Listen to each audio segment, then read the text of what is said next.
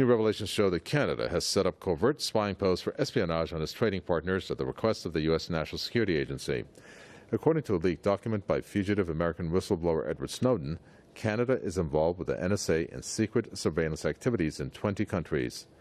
U.S. media reports say the document contains highly sensitive operational details. That's why it has not been made public.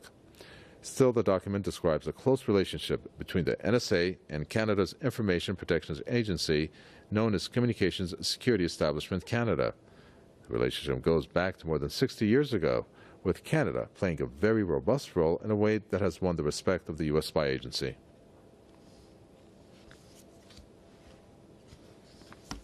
Joshua Blakeney is our correspondent who joins us from Calgary. He's been following this story. Joshua Blakeney will tell us about these new revelations about Canada and their covert spying posts for espionage.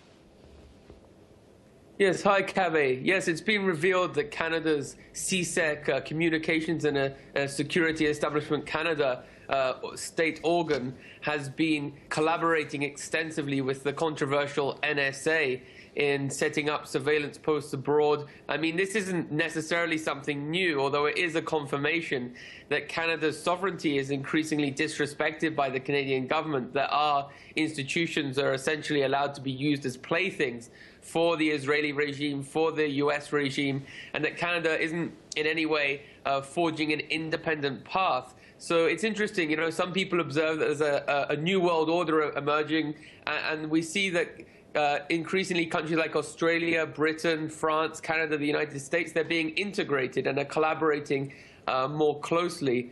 And I think many Canadians would be displeased at this, to see their taxpayer dollars being used to advance the interests of a foreign spying agency. I mean, what's in the Canadian national interest for that? We've seen CSEC sister organization, CSIS, being exposed before, for example, blackmailing Palestinians or helping the Israeli Mossad and the Shin Bet blackmailing Palestinians to collaborate with them, saying you'll get a Canadian passport and Canadian citizenship if you commit treachery against your people and collaborate with the Zionist regime. So we see, as I say, that Canada, it doesn't really have any independence. Its sovereignty isn't respected, and the Canadian government is happy to be a junior partner and go along with these big powers like Israel and the United States dictating to it. And that's using the tax dollars of Canadians who are up this morning working hard.